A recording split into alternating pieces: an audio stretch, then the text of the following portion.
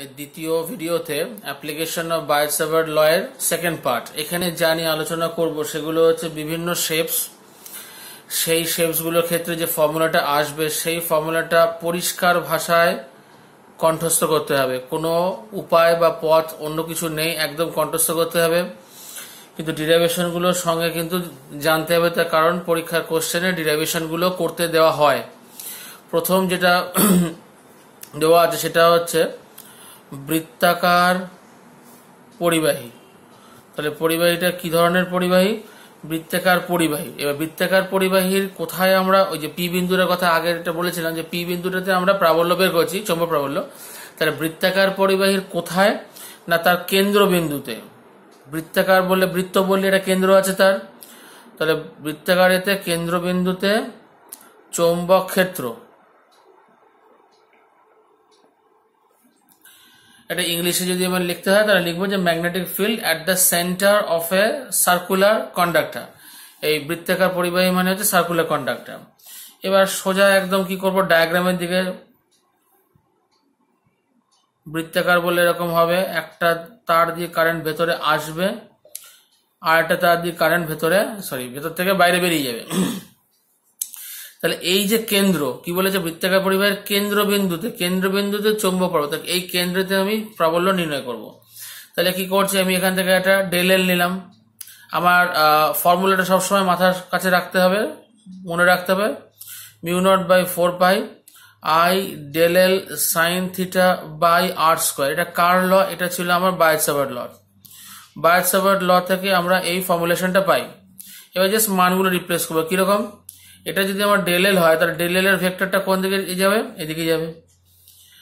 এটা যদি ছোট্ট একটা জায়গা হয় ডেল এল, তাহলে ডেল এল এর ভেক্টরটা কোন দিকে যাবে? স্পর্শক বরাবর দিকে। আর এটা হচ্ছে আর, আর আমরা কি জানি স্পর্শকের সঙ্গে ব্যাসার্ধের কোণ সবসময় কত হয়? 90 হয়।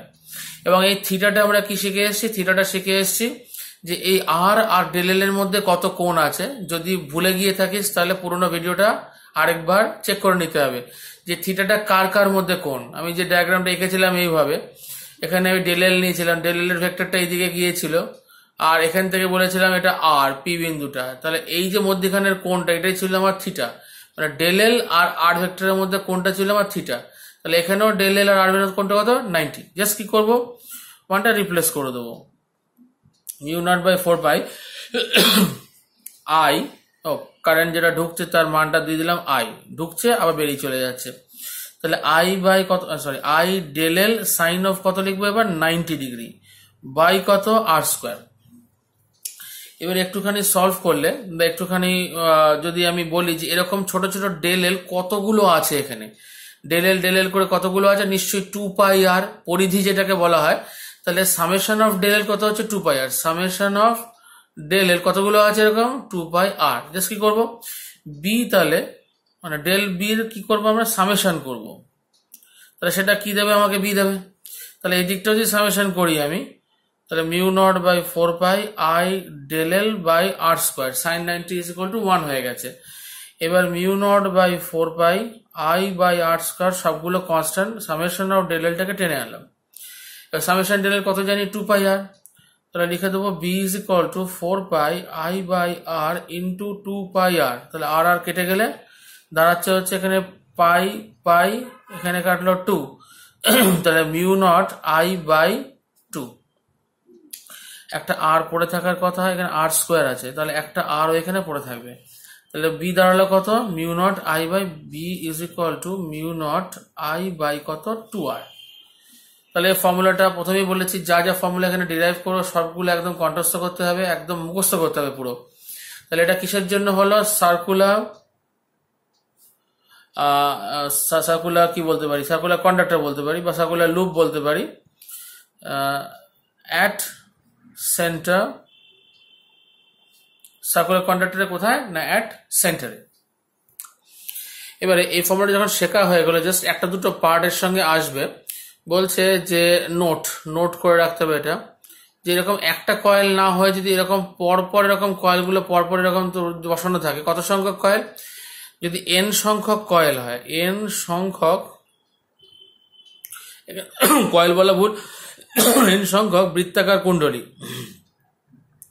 এন সংখ্যক বৃত্তাকার কুণ্ডলী যদি হয় তাহলে তার জন্য কোন একটা নির্দিষ্ট বিন্দুতে তড়িৎ চুম্বক ক্ষেত্র প্রাবল্য কত হবে? Just B is equal to কি লিখবো? মিউ নট, এখানে এন আই বাই 2r লিখবো, জাস্ট এন দিয়ে গুণ হয়ে যাবে, মানে একের জন্য কত, এন এর জন্য কত, তাহলে এন দিয়ে গুণ হয়ে যাবে, একটা গেল।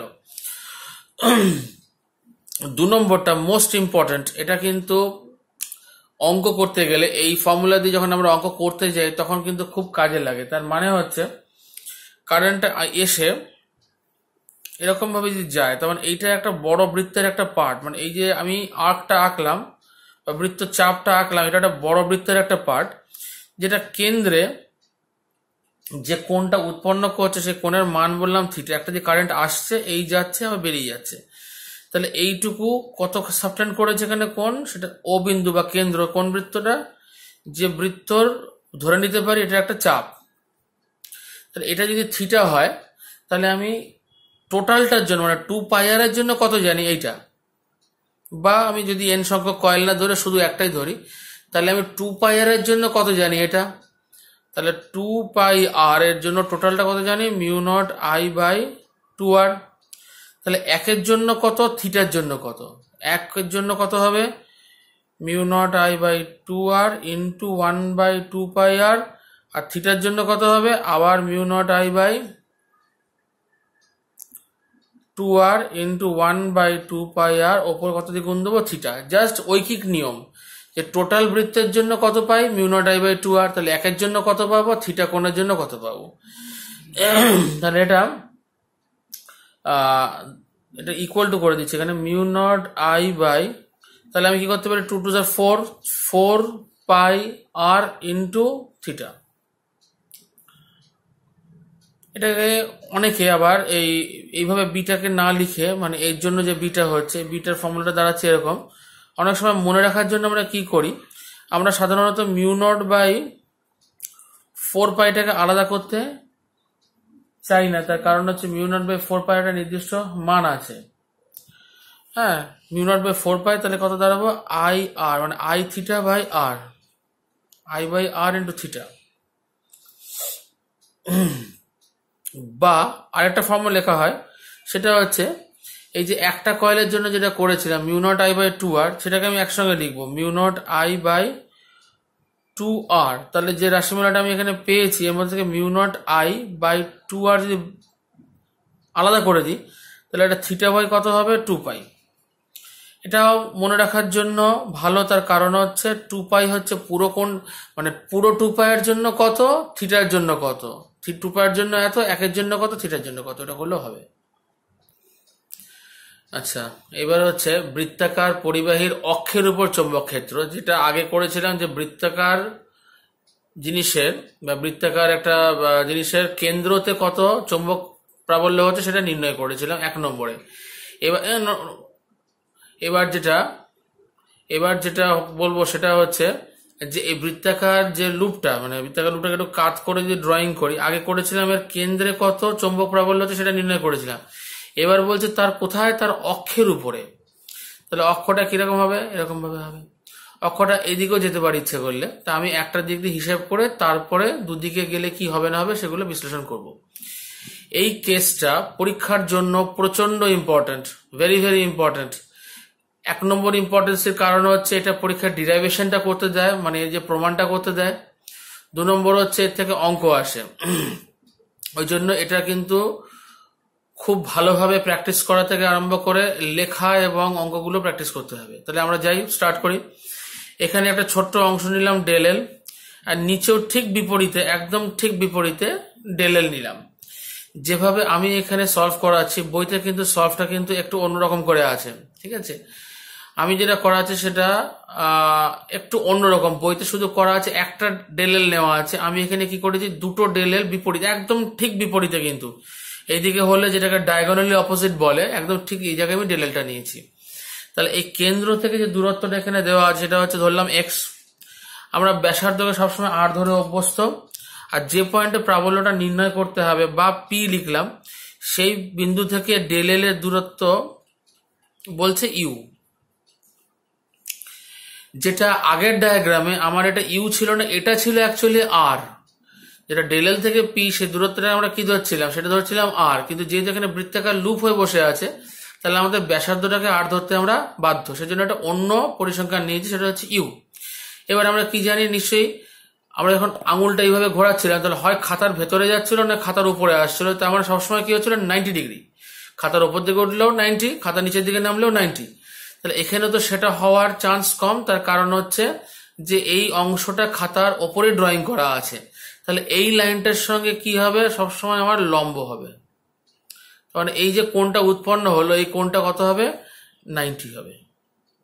যেহেতু এটা খাতার ভেতর দিক বা ওপর দিক আসার চান্স নেই, কারণ ডেল এলটা এর ওপরই শো করতে হচ্ছে আমাকে, তাহলে ডেল এল ভেক্টরের সঙ্গে এটা কি হবে, 90 হবে। তাহলে এটা কি লিখে রাখবো, ডেল বি। আচ্ছা, ঠিক একই রকম ভাবে এটার ক্ষেত্রে কি হবে, এটারও আরেকটা রকম হবে, এটাও ডেল বি হবে। কেন দুটো আমি ডেল বি লিখছি, তার কারণ হচ্ছে যে কারেন্ট যেটা ফ্লো করছে সেটা ইউনিফর্ম সমহারেই ফ্লো করছে ভেতর দিয়ে, আর ডায়াগোনালি অপোজিট যেহেতু দুটো বিন্দু এবং দুটোরই দূরত্ব কত, ইউ, এটারও ইউ এটারও ইউ, তাহলে এটারও ডেল বি হবে এটারও ডেল বি হবে, একই মান হবে। এবার কি করছি, আমরা এখানে একটা কোণ ধরছি থিটা। এবার ডেল বিটাকে দুটো উপাংশে আমরা ভেঙে দেবো, এই একটা উপাংশে ভাঙবো আর এদিকে একটা উপাংশে ভাঙবো। একরকম ভাবে এই ডেল বিটাকেও আমরা এদিকে একটা উপাংশ এবং এদিকে একটা উপাংশে ভাঙবো। রিপিট করছি, এই অ্যাঙ্গেলটা থিটা, এই ডেল বিটাকে আমরা কি করছি, এই একটা উপাংশ দুটো লম্ব উপাংশে ভাঙছি, এই দিকে একটা, আর এই ডেল বিটাকেও এদিকে একটা উপাংশে ভেঙে দিলাম।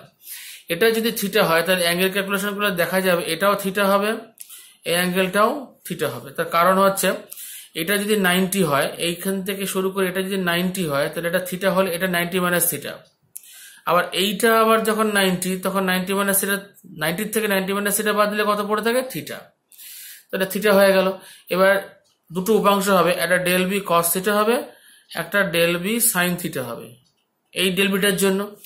একরকম ভাবে এই ডেল বিটার নিচের উপাংশ কত হবে, ডেল বি কস থিটা, এটার জন্য কত হবে, ডেল বি সাইন থিটা। তাহলে আলটিমেটলি কত হচ্ছে, 2 ডেল বি সাইন থিটা। এবং এই ডেল বি কস থিটা যেহেতু বিপরীতমুখী একদম দাঁড়িয়ে আছে, সেহেতু কি হবে, এই দুটো উপাংশ আমার ব্যালেন্স হয়ে যাবে। তাহলে কস উপাংশ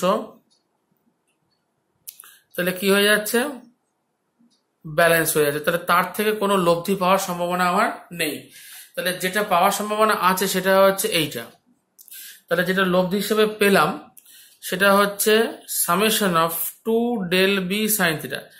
এবার হঠাৎ করে সামেশন করলাম কেন, তার কারণ হচ্ছে এরকম del L diagonally opposite pair of del L, এখানে একটা নিতে পারি তাহলে এখানে একটা হবে, এখানে একটা ডেল এল নিলে এখানে একটা ডেল এল হবে। তো এবার একটা জোড়া নিচ্ছি আমি, তাহলে এরকম ধরনের ডেল এল কত আছে সামেশন করতে হবে তাহলে আমাকে। তাহলে কি করব, 2 আমি ডেল বি সাইন থিটার ক্ষেত্রে ভ্যালুটা রিপ্লেস করবো। এবার কিরম ভাবে, ডেল বি কে কি লেখা যায়, ডেল বি কে লেখা যায় I del L by u square. কারণ আমরা যেটা বায়োসাভার্ট ল থেকে পড়েছি del B is equal to কি শিখে এসেছি, মিউ নট বাই 4 পাই। তাহলে এখানে আমাকে একটা mu naught by 4 pi include করা উচিত ছিল, mu naught by 4 pi, 2 into mu naught by 4 pi I del L sine theta by R square. আগেই বলেছি সাইন থিটা বলতে যেটা বোঝায় সেটা হচ্ছে এই কোণটা, ডেল এল আর ডেল্টা বি এর মধ্যে যে কোণটা সেটা হচ্ছে 90। তাহলে এখানে কি হয়ে গেছে, সাইন 90 হয়ে গেছে, ইন্টু এখানের যে থিটাটা সেটা হচ্ছে এই কোণটা। তাহলে সাইন মানে কত, আর বাই ইউ, এই ত্রিভুজ যদি ধরা যায় তাহলে এটা হচ্ছে লম্ব বাই অতিভুজ, তাহলে আর বাই ইউ। তাহলে রিপ্লেস করবো কত এখানে, আর বাই ইউ।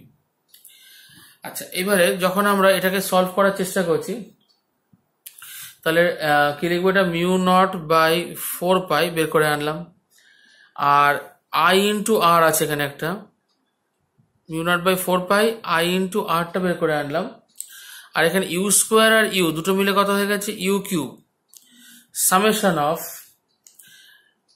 ডেল এল, কিন্তু এখানে একটা 2 বসে আছে। তাহলে এরকম ধরনের পেয়ার কটা আছে, পেয়ার মানে হচ্ছে জোড়া কটা আছে, তাহলে একটা করে থাকলে 2 পাই আর যদি থাকে তাহলে জোড়া থাকলে কতগুলো আছে, নিশ্চয়ই পাই আর। তাহলে কতগুলো জোড়া আছে, পাই আর।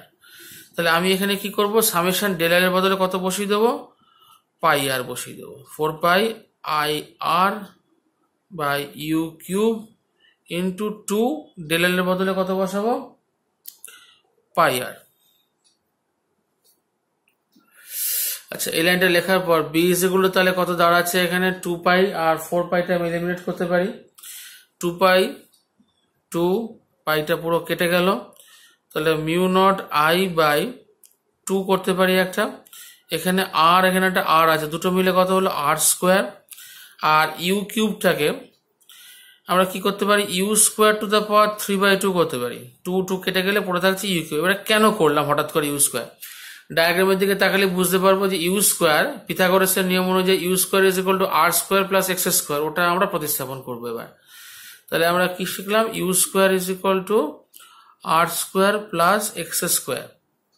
তাহলে সেটাই আমরা প্রতিস্থাপন করে দিচ্ছি, mu naught by 2 R square by R square plus X square to the power 3/2। আমার ফর্মুলা হচ্ছে এইটা।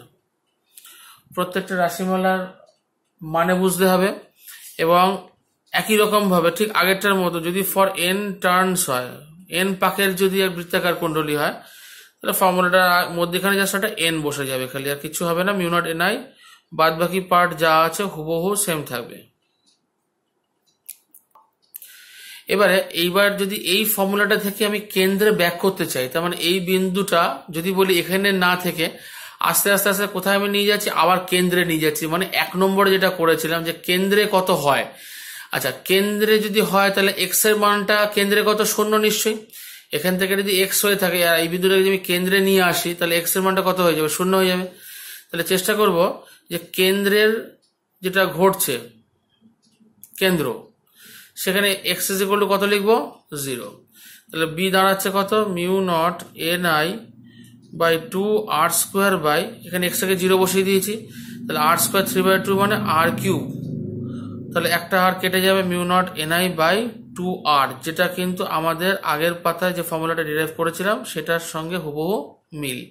তাহলে এই ফর্মুলাটা মনে থাকলে আমার কেন্দ্রটাও বার করতে কোনো অসুবিধা নেই। এর সঙ্গে যেটা কোশ্চেন হিসেবে মোস্ট ইম্পর্টেন্ট সেটা হচ্ছে আমার গ্রাফ। আচ্ছা, গ্রাফ কার কার মধ্যে, গ্রাফ বি ভার্সেস এক্স। আবার রিমাইন্ড করে দিচ্ছি, বি ভার্সেস এক্স মানে হচ্ছে এই এক্স আর এখানে যে টোটাল আমার বি তৈরি হচ্ছে বা ম্যাগনেটিক ইন্টেন্সিটি প্রাবল্য যেটা তৈরি হচ্ছে তার মধ্যে গ্রাফ। এবার কি দেখা যাচ্ছে, গ্রাফটা যদি আমি ড্রয়িং করি এরকম, যে এরকম বি আছে, এদিকটা এক্স যাচ্ছে, তাহলে আমি এই লুপের থেকে যদি এই দিকে যাই তাহলে ধর পজিটিভ এক্স এর দিকে যাচ্ছি, আর লুপের থেকে ধর এই দিকে যাচ্ছি তখন আমি নেগেটিভ এক্স এর দিকে যাচ্ছি। তাহলে আমি যদি নেগেটিভ থেকে এদিকে এসে মধ্যিখানটা ক্রস করে এদিকে যাই, তাহলে কিরকম দেখা যাবে, গ্রাফটা কিরকম হবে, চেহারাটা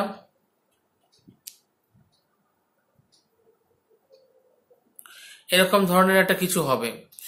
এই যে জিরোতে, একদম জিরোতে মানে এক্স ইজ ইকুয়াল টু জিরোতে, তার মানে একদম বৃত্তের কেন্দ্রে এই যে মানটা আমরা লিখেছি তার সেই মানটা হবে সবচেয়ে বেশি। তারপরে আমি কুণ্ডলী ভেতর থেকে মানে কেন্দ্র থেকে যত আমি দূরে যাব, আইদার এই দিকে ডান দিকে বা বাঁ দিকে, যেদিকেই যাই না কেন আমার কিন্তু বি এর মানটা কিন্তু কমবে। এবার কমবেটা বুঝবো কি করে, এই ফর্মুলাটা দেখলে বুঝবো যে কেন্দ্রে এক্স কত ছিল, 0, কিন্তু কেন্দ্র থেকে যত আমি সরছি এদিকে বা এদিকে তখন এক্স এর মানটা কিন্তু বাড়ছে আস্তে আস্তে। তাহলে লব আর হরের মধ্যে হরের মান যদি বড় হতে আরম্ভ করে তাহলে বি এর মানটা কি হবে, অটোমেটিক্যালি সেটা কমতে আরম্ভ করবে। যেটা গ্রাফেও আমরা দেখতে পাচ্ছি যে কি হচ্ছে, এই পয়েন্টটার পরে আস্তে আস্তে কি হচ্ছে, গ্রাফটা নিচের দিকে নামছে। এদিকেও কি হচ্ছে, আস্তে আস্তে গ্রাফটা নিচের দিকে নামছে। এটা হচ্ছে বি ভার্সেস এক্স এর গ্রাফ। বৃত্তাকার কুণ্ডলীর ক্ষেত্রে আমরা কি পেলাম, এখান থেকে কেন্দ্র অক্ষের উপর পি বিন্দু যখন আমরা প্রাবল্য নির্ণয় করছিলাম দেখলাম যে এই দিকের অক্ষ মানে এই দিকের উপাংশ দুটো ব্যালেন্স হয়ে গেছে। তাহলে নেট রেজাল্ট কোন দিকে পেয়েছিলাম, এই দিকে পেয়েছিলাম। তাহলে এটাই হচ্ছে আমার বি ভেক্টরের ডিরেকশন। কিন্তু আমরা যখন আগের কেসটা করেছি এখানে কি ছিল, ডেল বি সাইন থিটা করে, এটার জন্য ডেল বি সাইন থিটা, এটাও del B sine theta, 2 del B sine theta হয়েছিল। তাহলে আলটিমেটলি আমার দিকটা কোন দিকে হবে, সেটা হচ্ছে অক্ষ বরাবর বাইরের দিকে। এই দিকের ক্ষেত্রে কি হবে, ডিরেকশন কিন্তু চেঞ্জ করবে না, কিন্তু এটাও কি হবে, এই দিকেই হবে। এটা হচ্ছে ভেতর দিকে আসবে, এটা আস্তে আস্তে বাইরের দিকে যাবে। 1 নম্বর। 2 নম্বর কেস, সেটা হচ্ছে চৌম্বক ক্ষেত্রের যে মান বা হেলমহোল্টজ ডাবল কয়েল,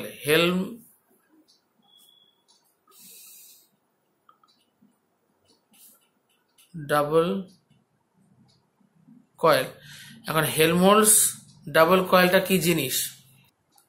হেলমহোল্টজ এখানে দুটো কয়েল ব্যবহার করা হয়েছিল এরকম, এই একটা কয়েল, একটা কয়েল, দুটো কয়েলেরই ব্যাসার্ধ আর এবং তাদের মধ্যে যে ব্যবধান সেটা হচ্ছে আর। এরকম যদি কয়েল দুটো ব্যবহার করে তাদের মধ্যে তড়িৎ প্রবাহ যদি একই দিকে প্রবাহ করা যায়, তাহলে যে গ্রাফটা আমরা পাই দুটোর ক্ষেত্রে, একটার ক্ষেত্রে গ্রাফটা পাচ্ছি এরকম, আরেকটার ক্ষেত্রে গ্রাফটা যেটা পাবো সেটা হচ্ছে এরকম। এই কুণ্ডলীর জন্য একটা গ্রাফ, ওই কুণ্ডলীর জন্য একটা গ্রাফ। তাহলে এই মাঝামাঝি যেটা সেটা হচ্ছে ওয়াই অ্যাক্সিসে রাখছি আমি যেটাকে, সেটা হচ্ছে আমরা বলছি বি। এখানে কি হয়, কোনো কোনো যন্ত্রে এই যে মধ্যেখানে যে জায়গাটা তৈরি হলো, এই জায়গাটাকে বলা হয় সুষম সুষম চৌম্বক ক্ষেত্র। চৌম্বক ক্ষেত্র হঠাৎ করে সুষম চৌম্বক ক্ষেত্রের দরকার হয়ে পড়লো কেন? তার কারণ হচ্ছে কোনো কোনো যন্ত্রে যখন একটা কয়েল আমরা ব্যবহার করি তখন কিন্তু গ্রাফ অনুযায়ী অক্ষের উপরে কখনোই সুষম চৌম্বক ক্ষেত্রের মান পাওয়া যায় না। তার কারণ হচ্ছে একটু আগে শিখলাম যে যত আমি কেন্দ্র থেকে দূরে যাব তত চৌম্বক ক্ষেত্রের মান কিন্তু কমতে থাকবে। দিকটা এইদিকে বাইরের দিক, এটার দিকটা কোন দিকে? অন্তর্মুখী, ভেতর দিক, এই দিকটায়। কিন্তু যাই হোক, এই অক্ষের উপরে কিন্তু কোনো একটা বিন্দু মানে সমান দুটো বিন্দু, মানে দুটো বিন্দুর মধ্যে চৌম্বক ক্ষেত্রের মান সমান আছে এমন হয় না। যত আমি এদিকে সরবো কি হবে, চৌম্বক ক্ষেত্রের মান কিন্তু আস্তে আস্তে কমতে থাকবে, মানে চেঞ্জ হতে থাকবে। তাহলে এই চেঞ্জের ফলে কোনো কোনো যন্ত্রে প্রচন্ড অসুবিধা হয়। এই অসুবিধাগুলো নিরসন করার জন্য আমরা চেষ্টা করি কি, যে এরকম দুটো কয়েল নিয়ে তাদের মাঝের যে অংশটা, এই মাঝের যে অংশটার ভেতরে কি তৈরি করার চেষ্টা করি, একটা সুষম চৌম্বক ক্ষেত্র তৈরি করার চেষ্টা করি। তো এরকম ভাবে গ্রাফটা ড্র করলে বোঝা যাচ্ছে যে কোনো একটা পয়েন্টে এরকম জায়গায় এসে এটা কিন্তু সুষম চৌম্বক ক্ষেত্র আমাকে শো করবে কিন্তু এটা। তাহলে এই চৌম্বক ক্ষেত্র হয় ক্ষেত্র দুটির লব্ধির সমান হয়ে যাবে, মানে এর যে চৌম্বক ক্ষেত্র দুটো চৌম্বক ক্ষেত্রের লব্ধির সমান হবে এবং সেটা দেখা যাবে যে আলটিমেটলি কি হচ্ছে, মোস্ট ইম্পর্টেন্ট সুষম হয়ে যাবে।